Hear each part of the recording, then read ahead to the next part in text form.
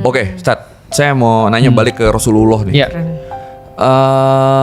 Apa poin terbesar yang Ustadz lihat dari Rasulullah Ya. yang bikin ini orang bener nih, gua harus mengimani dia, gua harus jadi perpanjangan tangan beliau di zaman modern ini. Ya. Yang berarti mungkin salah satu alasan Ustadz memilih Islam setelah mempelajari Rasulullah. Apa yang poin paling kuat dari Rasulullah yang menginspirasi Ustadz?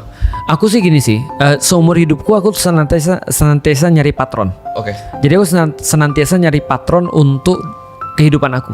Nah, dan jujur masalahnya adalah bukan berarti Yesus tidak memberikan aku patron. Iya.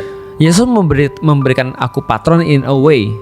Tapi di titik-titik hidupku ada banyak hal yang tidak disediakan oleh Yesus. Oke.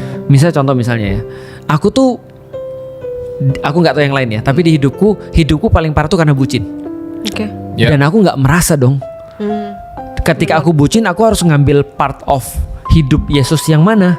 Oke. Paham gak sih maksudku? Aku nggak tahu cara untuk ngadepin ini seperti apa. Ini baru ketika aku bucin nih. Gimana ketika aku nikah nih? Ketika aku nikah nanti aku harus ngambil part of hidupku yang mana nih? Gitu part of hidupnya Yesus yang mana nih? Yep. Nah, di titik itu aku melihat Nabi Muhammad punya patron hidup yang sangat luar biasa. Nah, di titik itu aku berpikir tidak hanya patron hidup itu luar biasa hanya pada urusan-urusan relasi-relasi manusia. Ternyata patron itu dalam hidup bernegara atau peradaban.